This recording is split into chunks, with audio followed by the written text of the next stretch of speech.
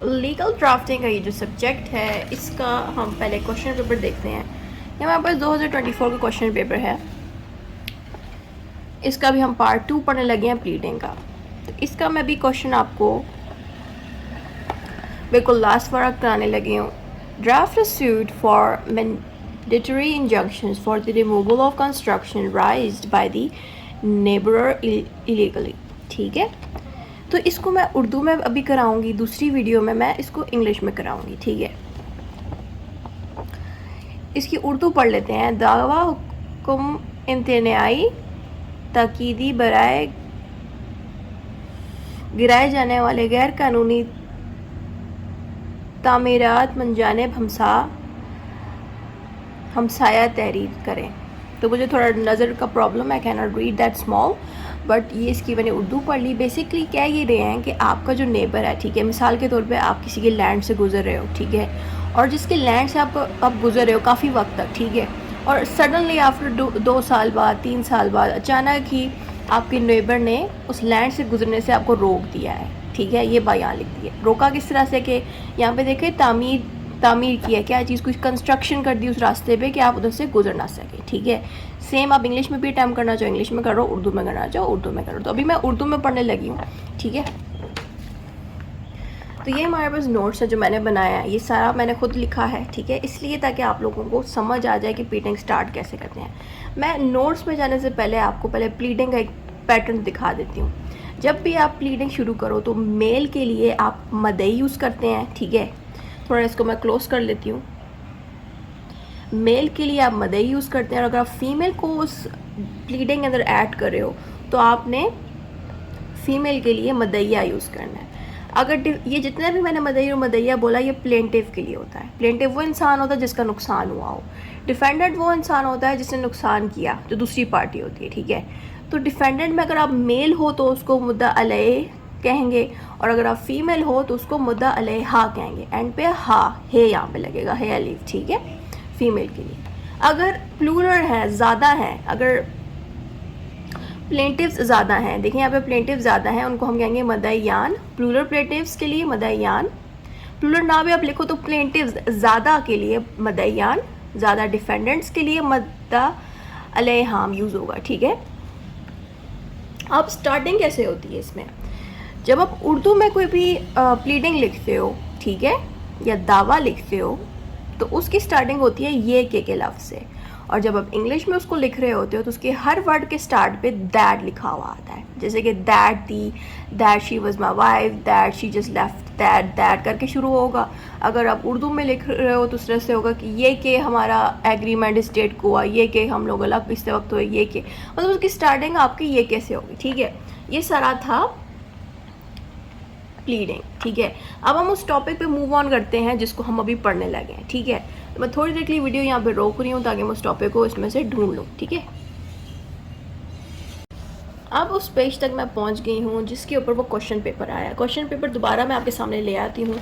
Question paper में आप ये देखें, इसका पार्ट 2 2024 का ये पेपर है। इसमें ये कह रहे हैं इस लाइन में कि जो हमसाया है उसने कोई तामीर कर दी है उस रास्ते पे। ठीक है, तो आपको क्वेश्चन पेपर इस तरह से आया है, लेकिन आपने कंफ्यूज नहीं होना, आपने सारी की सारी ये डीट उठा के लिख देनी है। ठीक है, ये डीट का नाम है suit for declaration with permanent injunction. इसको मैं क्लोज करके भी दिखा देती हूँ।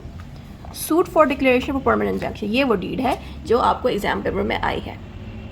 ठीक है, परमानेंट इंजंक्शन का मतलब, इंजंक्शन पहले मैं समझा देती हूँ। इंजंक्शन का मतलब है कि कोई रास्ता आप यूज़ कर रहे हो या कोई चीज़ आप यूज़ कर रहे हो, ठीक है, उसमें इंजंक्शन कहते हैं। और परमानेंट का मतलब है कि उस चीज़ को आप परमानेंटली यूज़ कर रहे हो। अगर आपको टेम्परेरी इंजंक्शन आ रहा है, इट मीन्स आप उस चीज़ को टेम्परेरी यूज़ कर रहे हो कुछ वक्त के लिए।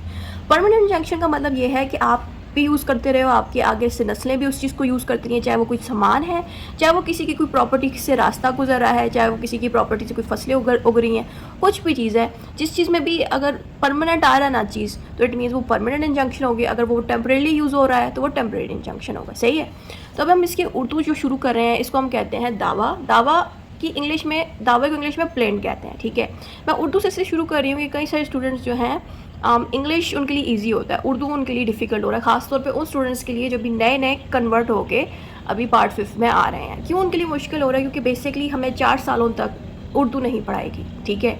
हमें 4 सालों तक ये नहीं बताया गया कि आपने आगे जाके ड्राफ्टिंग का पेपर देना है, वो भी उर्दू में भी हमें नहीं सिखाया गया। तो जो लॉयर्स पहले से ही उर्दू पढ़ते रहे हैं, जिनकी उर्दू में महारत ज़्यादा है, वो आराम से इसको कर लेते हैं। बट जो स्टूडेंट्स ऐसे हैं जिनको कोई गाइड करने वाला नहीं है, जिनकी उर्दू भी ख़राब है, उनके लिए थोड़ा ये पेपर मुश्किल होता है। तो इसलिए मैं पहले इसको उर्दू में करा रही हूँ, फिर आपको इंग्लिश में रिटन स्टेटमेंट बताऊंगी। बट अगर जो स्टूडेंट्स न्यू है, जिनको नहीं पता ड्राफ्टिंग क्या है, जैसे ड्राफ्टिंग में होता ही है कि 2 चीज़ें होती हैं, एक प्लेंट होता है, एक डिफेंडेंट होता है। प्लेंट एंड डिफेंडेंट को आपने टॉर्च में पढ़ा होगा। प्लेंटिव वो बंदा होता है जिसका नुकसान हुआ, डिफेंडेंट वो बंदा होता है जिसने नुकसान किया, ठीक है। अब प्लेंटिव जो है, जब कोर्ट में जाके कोई कंप्लेंट करेगा ना डिफेंडेंट के ऊपर, उसको क्या कहेंगे? प्लेंट, जिसको उर्दू में कहते हैं दावा। और अगर डिफेंडेंट उसी प्लेंट के ऊपर अपना एक आंसर तैयार करके दे रहा है कि मैंने ये हरकत नहीं की, डिफेंडेंट अपने आप को बचाने के लिए कोई डॉक्यूमेंट बना रहा है, उसको हम कहेंगे रिटन स्टेटमेंट, उसको उर्दू में कहेंगे जवाब दावा। ठीक हो गया, क्लियर हो गया यहाँ पे आपको। इसलिए हम एक उर्दू में लिखते हैं, एक इंग्लिश में लिखते हैं। क्यों हम एक उर्दू इंग्लिश में लिख रहे हैं? क्योंकि जो एग्जामिनर है वो ये देखना चाहता है कि आप आने वाले वक्त में, फ्यूचर में, क्या आप एक लॉयर बन सकते हैं कि नहीं बन सकते। तो उनको एक पैटर्न चाहिए होता है देखने के लिए कि आपको उर्दू में प्लेंटिव और डिफेंडेंट का फ़र्क पता है, क्या आपको पैटर्न पता है। वो सिर्फ ये चेक करने के लिए आपको एक उर्दू में और इंग्लिश में देते हैं, ठीक है। इसलिए मैं आपको उर्दू में तैयारी करवाऊंगी, साथ साथ इंग्लिश में भी कराऊंगी, ताकि आपके लिए दोनों अटैम्प्ट करना मुश्किल ना हो, ठीक है। अब हम इसको स्टार्ट करने लगे हैं। बिस्मिल्लाहिर्रहमानिर्रहीम। इसकी अब स्टार्टिंग देखिए तो मैंने स्टार्टिंग में दावा बराए हुक्म इम्तनाई दावा लिख दिया है। आप चाहो तो इस तरह से भी लिख सकते हो, आप चाहो तो ये लाइन भी लिख सकते हो, मनजानिब हमसाए तहरीर, जैसे कि दावा हुक्म इम्तनाई, जैसे कि यहाँ पे एज इट इज़ इस तरह से लिखे ना, आप चाहो तो यही चीज़ यहाँ पे भी लिख सकते हो। ज़रूरी नहीं है कि यही लिखो या ये लिखो, आपकी अपनी मर्ज़ी है, ठीक है। लेकिन स्टार्टिंग आपने यहाँ से करनी है, दावा बराए से शुरू करनी है, ठीक है। अब नेक्स्ट लाइन में, अब ये जो मैंने तो ऑफकोर्स ये प्रिंट आउट निकाला हुआ इसलिए ब्लैक में दिख रहा है, बट जब आप पेपर में लिखोगे आपने कोशिश करना है ये जितना भी है सारा ब्लू पेन से लिखें, ठीक है। मैं आपको किसी और वीडियो में इसका एक पैटर्न भी दिखा दूंगी ब्लू पेन का, जिसमें होगा ये कि जो ये स्टार्टिंग में जो आपको ये दिख रहा है, ये डार्क मार्कर से होगा, ब्लू डार्क मार्कर से, ठीक है। ये भी मार्कर से, और ये दोनों ब्लू में होंगे। और ये सारा कुछ जो है किसी ball pen, blue ball pen से या ब्लू पॉइंटर से आपने लिखना है। ये वाला भी आपने डार्क मार्कर से लिखना है। मैं आपको पैटर्न थोड़ी देर में इसका दिखा दूंगी कि आपने इसको किस तरह से लिखना है, सही है। अभी हम इसको समझ रहे हैं, समझना और चीज़ होती है, पैटर्न में आपको किसी और तरह, किसी और कलर में दिखाऊंगी, ठीक है।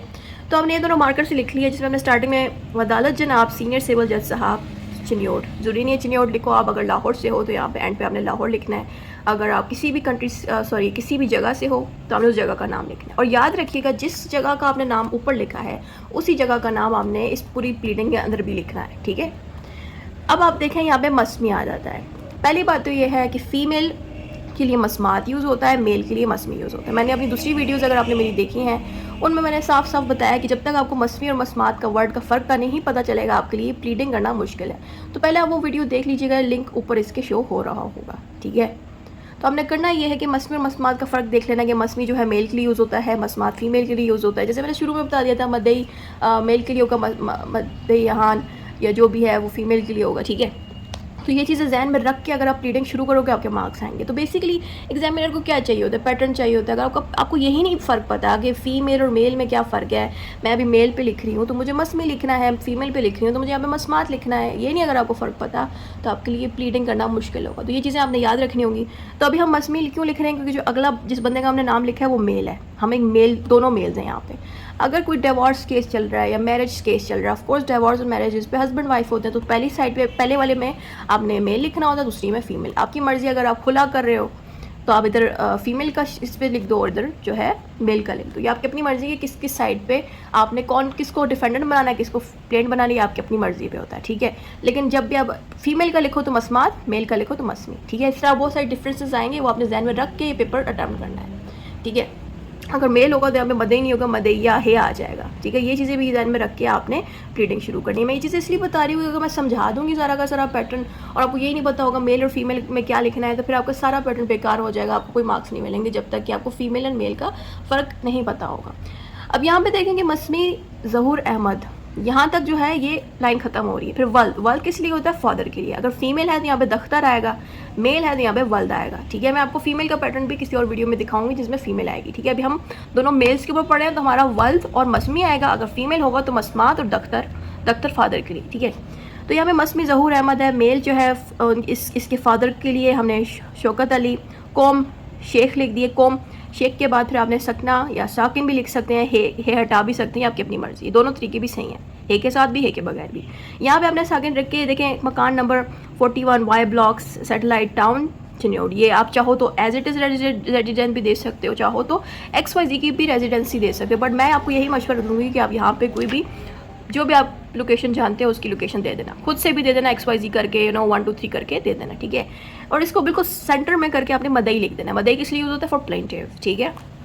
और अगर हम डिफेंडेंट की बात करें तो डिफेंडेंट का पैटर्न भी वैसा ही होगा, पहले मसमी आएगा, फिर उसके बाद वल्द आएगा, फिर कोम आएगा, फिर साकिन आएगा, ठीक है। इसमें टोटल 4 चीज़ें हैं, मसमी उस बंदे का नाम जिसके ऊपर प्लेन बन रही है, वल्द उस बंदे के फादर का नाम, कौम उस बंदे की कौम के वो गुजर है, कश्मीरी है, कौन है, फोर्थ पे आता है रेजिडेंसी। तो ये 4 चीज़ें हैं फिक्स जो आपने इसकी प्लीडिंग में लाजमी लिखनी है, ठीक होगा।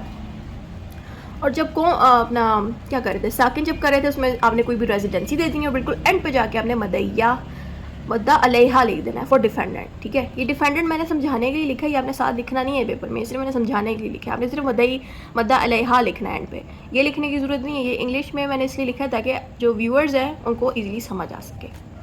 ये जितनी भी देखिए इंग्लिश आप देख रहे हैं, रिक्वेस्ट फॉलोइंग ये मैंने सब समझाने के लिए लिखा है, एग्जाम पेपर में आप लिख के ना आइएगा, आपने सिर्फ उर्दू में ही जो कुछ है वो लिखना है, ये चीज़ें नहीं लिखनी, सिर्फ मैं समझाने के लिए लिखी होती है।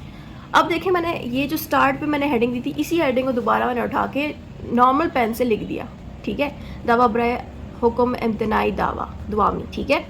फिर जब रीड अपना प्लेन स्टार्ट करेंगे तो प्लेन स्टार्ट करने से पहले हमने यहाँ पे बिल्कुल सेंटर पे करके जनाब आली लिख देना है, सही है। फिर मैं इसको थोड़ा और क्लोज कर रही हूँ, सही है। अब हमने जो स्टार्टिंग पोर्शन है, स्टार्टिंग पोर्शन में मैं आपको बता दूं कि ये मैं रीड नहीं कर रही, रीड करने से पहले समझाती हूँ ताकि आपको ये समझ आए आपने लिखना क्या है, क्योंकि रट्टा हर बच्चा नहीं लगा सकता। पहली बात तो ये, जब भी आप स्टार्ट करते हैं ना कोई भी रीड, ये कैसे वो शुरू होगी, जैसे मैंने स्टार्टिंग में बताया था कि हर लफ्ज़ के साथ ये क्या है। दूसरी चीज़ तो सबसे ज़रूरी है कि जो रीड की पहली लाइन है उसमें दोनों प्लेंटिव एंड डिफेंडेंट का कनेक्शन बताया जाएगा कि ये लोग आपस में किस तरह से लिंक्ड है, क्या ये नेबर्स हैं, क्या ये हस्बैंड वाइफ है, क्या ये पार्टनर्स हैं। वो चीज़ आपको हमेशा फर्स्ट लाइन में बतानी होती है कि इनका आपस में क्या रिलेशन है और किस चीज़ पे इनका रिलेशन बना है, क्या वो लैंड के ऊपर बना है, क्या वो मैरिज के ऊपर बना है, वो भी आपने ये 2 चीज़ें बतानी होती फर्स्ट में। एक तो रिलेशन है, और रिलेशन किस चीज़ पे बना है, लैंड पे बना है, या अगर पार्टनर्स हैं तो किस चीज़ पे उनका किस तरह का उनका बिजनेस है, वो चीज़ आपने फर्स्ट में बतानी होती, ठीक है। तो अभी हम इसको स्टार्ट करने लगे हैं। बिस्मिल्लाहिर्रहमानिर्रहीम। ये कि मदई ज़राए अराज़ी मंदरजा खेवर नंबर 81, खतूनी नंबर 83 ता 63। अब देखें, आपने अगर कोई जो स्टूडेंट्स ऑफ कोर्स उर्दू के माहिर हैं या जिनको गांव का पता है, उनके अलावा कोई ऐसे स्टूडेंट देख रहा है जिनको ये नहीं पता कि खेवर नंबर क्या है या खतूनी नंबर क्या है, तो मैं पहले ही बता दूं कि जो गांव के जो ज़मीनें होती हैं वो हमारे नॉर्मल जो शहर है, जो जैसे कि मैं इस्लामाबाद रहती हूँ, तो यहाँ पे आपको इस तरह की चीज़ें नहीं मिलती, खेवर नंबर ये वो। आपको यहाँ पे एक प्लॉट नंबर दिया जाता है, ठीक है, और सेक्टर नंबर बता दिया जाता है कि इस सेक्टर में ये प्लॉट है आपका, बस। लेकिन अगर गाँव की बात करें तो गाँव में कोई बाउंड्रीज़ नहीं बनी होती, ठीक है, बाउंड्रीज़ का नहीं पता होता। तो उसमें एक तरीका होता है कि आपको खेवर नंबर देखना होता है, आपका खेवर नंबर 81 होना चाहिए, आपका खतूनी नंबर ये होना चाहिए। देखिए नंबर आप खुद से भी दे सकते हो, 52 लिख दो, 32, ये आपकी अपनी मर्जी, लेकिन आपको सीक्वेंस इस तरह से रखना है कि पहले खेवर लिखना है, फिर खतूनी लिखना है, फिर मरबा लिखना है, फिर अहता नंबर लिखना है, फिर कुल रकबा लिखना है। मतलब इस टाइप से आपने अपनी गांव की ज़मीन को डिफ़ाइन करना है, और जितनी भी इस प्लीडिंग के अंदर गांव की ज़मीनें आएंगी वो सब में आपने इसी तरह से ही स्टार्टिंग करनी है। जब मैं अपना पेपर दे रही थी तो मेरे जहन में मैं लिखना भूल गई थी, खेवर नंबर खतूनी नंबर ये वो मैं भूल गई थी, तो मैंने टू द पॉइंट ही इसको कर दिया था। उस तरह से भी आपके मार्क्स आ सकते हैं, बट अगर आप इस तरह से लिखते हो जिस तरह से ये लिखा हुआ है ना, खेवर नंबर खतूनी नंबर, तो एग्जामिनर पे आपको और अच्छा इंप्रेशन जाता है कि आपको बहुत डिटेल से हर चीज़ पता है। पर मैं लिखते हुए भूल गई थी क्योंकि ऑफ कोर्स जहन में मेरे नहीं आ रहा था, क्योंकि एक दिन की तैयारी में मेरे लिए मुश्किल हो गया था ये पेपर देना, तो मुझे अचानक याद ही नहीं रहा कि खेवर नंबर भी लिखते होते हैं, ठीक है, क्योंकि I was really focus on the pattern. मेरे पैटर्न की वजह से मैं यही भूल गई थी कि इसमें खेवर वही चीज़ आएगी। तो आप लोग लिखिएगा, इससे मार्क्स में आपके इंक्रीज़ आएगा और मार्क्स अच्छे भी आएंगे, ठीक है। तो अब जैसे खेवर नंबर खतूनी नंबर वगैरह दे दिया, मरबा नंबर दे दिया, ठीक है, यूँ करते करते चला गया टॉपिक। और ये यहाँ से मैं इस टॉपिक को रीड करी, उससे पीछे तो हमने अब तक लैंड के बारे में बताया कि लैंड जो है उसका ये खेवर नंबर है, उसका ये खतूनी नंबर है, ठीक है। यहाँ पे आ रहा है कि का वाहिद मालिक हूँ और मद्दा अलैहि ज़राई अराज़ी खेवर नंबर। अब देखो इस बंदे की ना यहाँ से लेके यहाँ तक, जो खेवर नंबर से लेके खतूनी नंबर यहाँ से लेके यहाँ तक अब तक हमने प्लेंटिव की ज़मीन के बारे में पढ़ा है। तो मालिक हूँ, प्लेंटिव कह रहा है कि मैं इस ज़मीन का मालिक हूँ जिसका खेवर नंबर ये है, खतूनी नंबर ये है, सारा जो हमने पढ़ा, ठीक है। अब जैसे इसने ये कहा, उसके बाद मद्दा अलैहा जो डिफेंडेंट है उसके बारे में भी प्लेंटिव ये बता रहा है कि वो ज़राई अराज़ी उस ज़मीन को कहते हैं जिस पे से फसलें उगती हैं, ठीक है। अराज़ी इज़ फॉर लैंड एंड ज़राई मीन्स जिससे फसलें उगती हैं, ठीक है। तो जो ज़राई अराज़ी है, अब वो ये कह रहा है कि जो डिफेंडेंट है उसकी ज़राई अराज़ी, उसकी जो लैंड है वो खेवर नंबर ये है, खतूनी नंबर ये, जो सेम उसने अपने लिए बोला था सेम उसने डिफेंडेंट के लिए बोला है, लेकिन नंबर्स आप चेंज कर, लाइक प्लेंटिव के अगर नंबर देखो यहाँ पे खेवर नंबर 81 है तो आप उसका अपनी तरफ से 82 या 83 कोई भी लिख देना, ठीक है। इस तरह से जब आपने डिफेंडेंट के बारे में बता दिया ना, फिर उसके बाद आपने कहना एंड पे जो अगली बात है, अराज़ी से देखें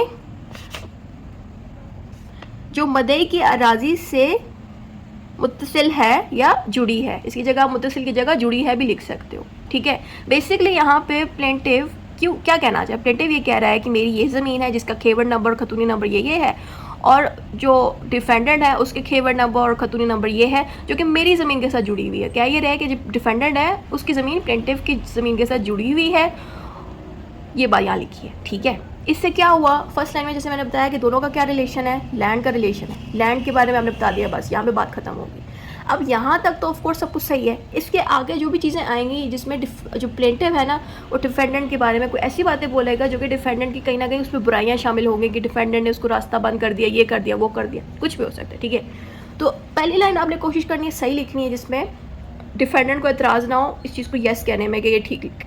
जब दूसरी लाइन आप शुरू करो या तीसरी, उसमें आप कोशिश करो ऐसी बातें करो जो डिफेंडेंट के अगेंस्ट हो। जब आप रिटन स्टेटमेंट लिखोगे ऑफ कोर्स रिटन स्टेटमेंट में डिफेंडेंट प्लेंटिव के अगेंस्ट होगा और इस प्लेट में प्लेंटिव जो है डिफेंडेंट के अगेंस्ट बातें बोलेगा। अब हम जैसे इसको रीड आउट करेंगे वैसे वैसे आपको पता चलता जाएगा, ठीक है।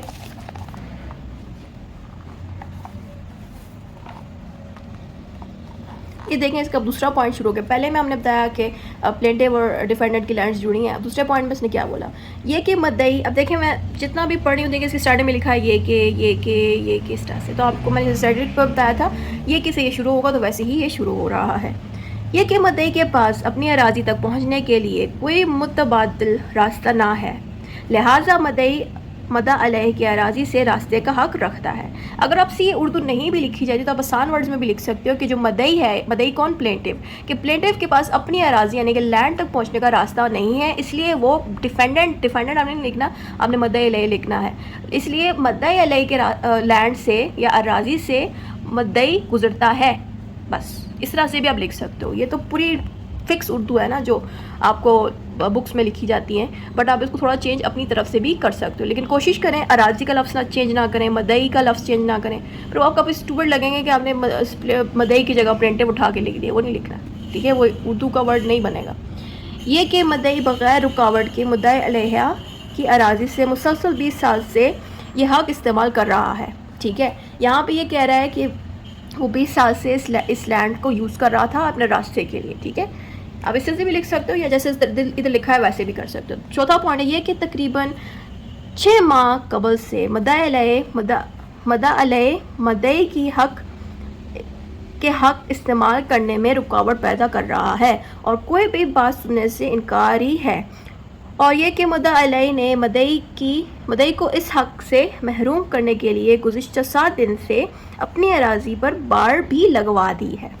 यहाँ पे ये प्लेंटिव ये शिकायत कर रहा है कि जो डिफेंडेंट है उसने अपने रास्ते में अब ब्लॉकेट लगा दिया, अब हम गुजर नहीं सकते, और 6 माह से उस ये चीज़ वो कर रहा है, 6 माह में 6 मंथ से वो ये चीज़ कर रहा है।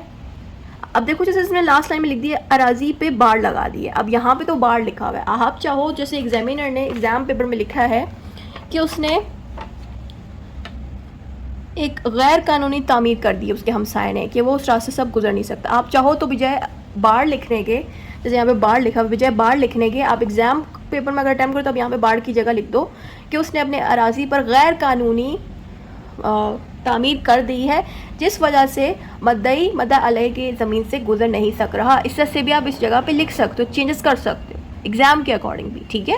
इस आपके मार्क्स काफ़ी अच्छे हैं। मैंने भी यही किया था जब मेरा पेपर आया जिसमें ये उन्होंने कहा कि आप गैर तामीर कर लें और यहाँ पे बाढ़ था, मैंने कहा मैं क्या करूँ, तो मैंने बाढ़ की जगह उठा के गैर कानूनी तामीर के बारे में लिख के और कहा कि मद्दई यानी कि प्लेंटिव डिफेंडेंट की लैंड से गुजर नहीं सक रहा। इस तरह से मैंने इसको थोड़ा सा चेंज किया। आप इस तरह से भी एज इट इज़ लिख सकते हो या थोड़ा सा उसको पेपर पैटर्न के हिसाब से भी चेंज कर सकते हो। ठीक हो गया। यहाँ पे उसने शिकायत शुरू कर दी प्लेंटिव ने कि भाई डिफेंडेंट ने उसको रास्ता नहीं दिया। अब आता है ये कि मद्दा अलई के पास इस फेल से, फेल यूज़ होता है एक्शन के लिए, तो मैंने एक्शन तो लिखना नहीं है, फेल ही लिखना है, तो आप भी फेल ही लिखिएगा। ठीक है कि ये कि मद्दा अलई के इस फेल से यानी कि जो भी डिफेंडेंट ने एक्शन लिया है इसकी इसी एक्शन की वजह से मैंने ये एक्शन किया। ठीक है, ये प्लेंटिव कह रहा है। ये कि मद्दा अलई के इस फेल से मद्दई को ज़रई पैदावार में नुकसान उठाना पड़ रहा है। मुद्दा अलई का ये फेल गैर कानूनी है। ठीक हो गया। यानी कि जो चीज़ डिफेंडेंट ने क्या किया, रास्ते रोका। रास्ते रोकने से क्या हुआ, जो प्लेंटिव है वो अपनी लैंड पे जाके पानी नहीं दे पा रहा, तो फसलें क्या हो रही हैं, ख़राब हो रही हैं। तो ये चीज़ें वो यहाँ पे कहना चाह रहा है कि जो हरकत एक्शन कर रहा है डिफेंडेंट, उससे नुकसान जो है प्लेंटिव को पहुँच रहा है। ये कि मुद्दा अलई के खिलाफ बनाए दावे मोरखा यूज़ होता है डेट के लिए। और जब मैंने दूसरी वीडियो बनाई हुई है जिसमें मैंने सारे पॉइंट्स एक्सप्लेन किए हैं कि मसमी क्या होता है, मसमा, उसमें मैंने मोरखा को भी एक्सप्लेन किया कि मोरखा डेट के लिए यूज़ होता है। अगर आपने वो वीडियो देखी हुई है तो आपके लिए इस वक्त इस सारे वर्ड्स समझते हुए आसानी हो रही होगी। अगर आपने नहीं देखी वो वीडियो तो मैं आपको दोबारा से ये वर्ड्स रिपीट कर देती हूँ कि मोरखा डेट के लिए यूज़ होगा। और जितनी भी, चाहे वो डीड है, चाहे वो प्लेंट्स है, प्लीडिंग है, कुछ भी है, तो हमने डेट्स के लिए मोरखा ही लिखना है। ठीक है। और ये डेट आप चाहे इंग्लिश में लिखो चाहे उर्दू में लिखो, ये आपकी अपनी मर्जी है, बट कोशिश करें ओवरऑल जितनी वर्डिंग्स है वो उर्दू में ही होनी चाहिए। ठीक है।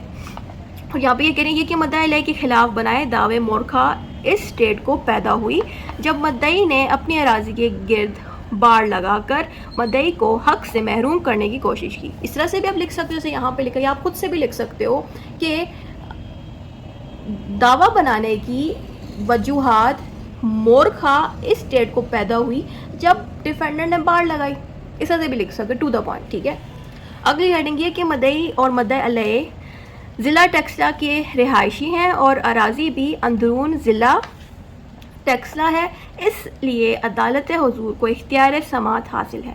अब मैं इस लाइन को समझाना इसलिए बहुत ज़्यादा ज़रूरी है मेरे लिए क्योंकि ये वाला आपको हर प्लीडिंग में आएगी लाइन। ठीक है। ये है क्या, ये बेसिकली जुरिस्डिक्शन को डिफाइन करे कोर्ट्स की, कि कोर्ट्स के पास जो है जुरिस्डिक्शन है हमारे केस को डील करने की। यहाँ पे बेसिकली जो प्लेंटिव है वो आपको ये कह रहा है, कोर्ट को ये कह रहा है कि कोर्ट के पास जुरिस्डिक्शन है हमारे केस को डील करने के लिए। क्यों? क्योंकि जो हमारा केस है वो टेक्सला में हुआ और जो कोर्ट है वो भी टेक्सला की है। अगर आपको टेक्सला की जगह का नहीं पता, वो एक जगह है। अगर लाहौर की बात करूँ तो आप ये कह सकते हो कि जो भी वाक़या पेश आया ये लाहौर में पेश आया और हमारी ज़मीनें भी लाहौर में हैं, इसीलिए कोर्ट या इसीलिए अदालत, सॉरी कोर्ट नहीं बोलना चाहिए, अदालत बोलना चाहिए, इसलिए अदालत हुजूर को इख्तियार समात हासिल है। इख्तियार समात यूज़ होता है जुरिस्डिक्शन के लिए, यहाँ पे मैंने लिखा भी हुआ नीचे। ठीक है। तो आपने एज इट इज़ सेम ही वर्ड्स लिखने हैं, बाकी चीज़ें तो आप चलो चेंज कर सकते हो बट ये लाइन आप चेंज नहीं कर सकते इख्तियार समात, क्योंकि ये जुरिस्डिक्शन के लिए यूज़ होता है। कई सारे बच्चे इस जुरिस्डिक्शन का लफ्ज़ को पता नहीं क्या बोल देते हैं, बट जो एग्जैक्ट वर्ड्स हैं वो यही हैं, इख्तियार समात हासिल है। ठीक है। मैंने भी ये लिखा था, मुझे इतने मुश्किल से बस यही वर्ड याद रहा, वो स्टार्टिंग आती, बीच की तो मैंने कई चीज़ें मिक्सअप कर दी थी पेपर के दौरान। बट आप कोशिश करिएगा अपने पेपर को थोड़ा गौर से लिखिएगा। ठीक है। और मैंने जब इसको अटैम्प्ट किया तो मेरे बने थे तकरीबन 4 पेजेस या 2, क्योंकि इतना लंबा नहीं होता। आई थिंक 2 या 4 पेजेस भी इनफ होते हैं। आप अगर आपकी उर्दू अच्छी है, आप चाहो तो इसको मज़ीद लंबा भी कर सकते हो। आप 7 पॉइंट को स्टार्ट ना करो, आप इसको मज़ीद लंबा करो कि मैं उसके रास्ते से गुजरता था, उसने मुझे तंग किया, फिर उसने मेरी फसलें ख़राब कर दी, आप उसकी मज़ीद शिकायतें करना चाहो तो कर सकते हो। बट मैंने टू द पॉइंट ही लिखा कि कई सारे बच्चे जो है टू द पॉइंट लिखना पसंद करते हैं। ठीक है। तो मैं टू द पॉइंट कि आप इसको लंबा कर सकते हो। कोशिश करो एंड पे जाके जुरिस्डिक्शन बताओ। अगर आप टॉपिक लंबा करें लाइक 10 लाइन्स में, यहाँ पे मैंने सिर्फ 7 लाइन लिखी। अगर आप 20, 30, 40 लाइन्स लिख रहे हो तो कोशिश करो जो जुरिस्डिक्शन की लाइन है हमेशा एंड पे आनी चाहिए। ठीक है। यहाँ पे हमने जुरिस्डिक्शन बता दी कि भाई हमारी ज़मीनें यहाँ पे मौजूद थी। अब हम इसका एंड टॉपिक पे पहुँचते हैं, एंड वाली लाइन पे। पिछली लाइन में हमने जुरिस्डिक्शन पढ़ी, अब बिल्कुल जो एंड वाली लाइन है उसमें हमेशा फ़ीस आती है। ठीक है, कोर्ट की। तो यहाँ पर लिखा ये कि मालियत दावा हाजा कोर्ट फ़ीस मबलग 4000 रुपये जो कि कोर्ट फ़ीस से मुस्तस्ना है। पहली बात तो ये है कि हर प्लीडिंग की जो ये लास्ट लाइन है ये चेंज होगी, कुछ पे मुस्तस्ना आएगा, कुछ पे कुछ और आएगी। ठीक है। तो अगर आपको वो चीज़ें याद नहीं रह रही तो आप कोशिश करो यही याद रख लेना सब पे। ठीक है। अब कई सारे लॉयर्स में जाके कहेंगे कि मैम आप गलत पढ़ा रही है वो, क्योंकि ज़ाहिर बात है कई सारे बच्चे जो थे, जो उन्होंने पेपर, मेरे सामने जो बच्चे बैठे हुए थे पेपर्स देने के लिए, किसी को ये नहीं पता था लिखना क्या है। ये मैं इसलिए कह रही हूँ क्योंकि कई सारे स्टूडेंट्स लास्ट लाइन में गड़बड़ कर देते हैं, उनको ये नहीं पता होता कि कौन सी डेट पे क्या एंड हमने लिखना है। स्टार्टिंग तो सबको पता होती है कि उसमें मदई, मदयान, मसमी ये सब आता है, बट जब वो एंड भी सबका सेम होगा, बट जब वो यहाँ पे पहुँचेगा ना, इस लाइन बीच में फीस आएगी, वहाँ गड़बड़ कर देंगे, उनको यही नहीं पता होगा किस केस में क्या था। तो आप अगर याद रख के करेंगे तो आपका बहुत फ़ायदा होगा। अगर आप ये याद रखे करेंगे, ये जो हम रीडिंग कर रहे हैं ज़मीनों के ऊपर है, तो इसमें 4000 वाली फ़ीस थी, उसमें मुस्तस्ना लिखना था, तो आप क्विकली कर लोगे और हर प्लीडिंग में ये फ़र्क होगा। तो आपने ये लास्ट लाइन सबकी याद रखनी पड़ेगी, ठीक है। तो इसमें क्या ये रहे हैं कि जो कोर्ट फ़ीस है 4000 रुपये है, वो जो है एग्जाम्ड होगी। एग्जाम्ड मीन मुस्तस्ना एग्जाम्ड के लिए यूज़ होता है। एग्जाम्ड मीन्स के पास माइनस होगी है, वो हम नहीं दे रहे, ये बात यहाँ लिखिए, ठीक है। तो हर प्लीडिंग की जो लास्ट लाइन है वो चेंज होगी। तो मैं दोबारा बता दूँ, फिर आपने तस्दीक की हेडिंग दे देनी है, इस तरह से लंबा करके। फिर तस्दीक के नीचे आपने ना, तस्दीक होता है वेरिफिकेशन, इसको इंग्लिश में वेरिफिकेशन कहते हैं, ठीक है।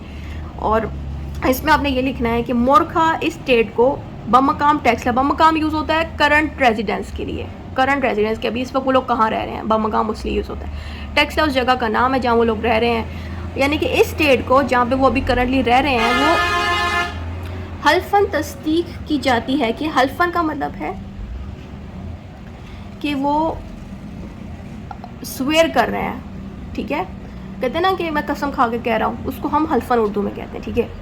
तो वो मोरखा जिस स्टेट को बमकाम टैक्सला हल्फन तस्दीक की जाती है कि दावा हाजा की शिक नंबर 1 ता 5 मेरे इल्म से सही हैं और शिक नंबर 6 ता 8 मेरे यकीन से दुरुस्त हैं। शोर हो रहा है।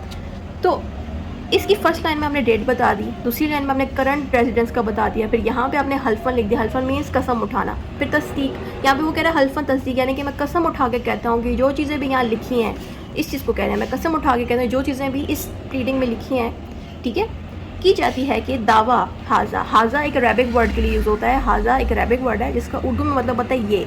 दावा ये की जगह इन्होंने लिखा है दावा हाजा, ठीक है। कि शिक होता है, जो यहाँ पे वर्ड लिखा है, इसको शिक कहते हैं। पैराग्राफ को उर्दू में शिक कहते हैं, ठीक है। कि इसकी शिक नंबर 1 ता 5। अब इसको 1 to 5 भी आप कर सकते हो, आपकी अपनी मर्जी होती है। 1 to 5 लिखो, 1 to 4 लिखो, ये आपकी अपनी मर्जी है। दावा नंबर 1 ता शिक मेरे इल्म से सही है, कि 1 to 5 मेरे नॉलेज के हिसाब से ठीक है।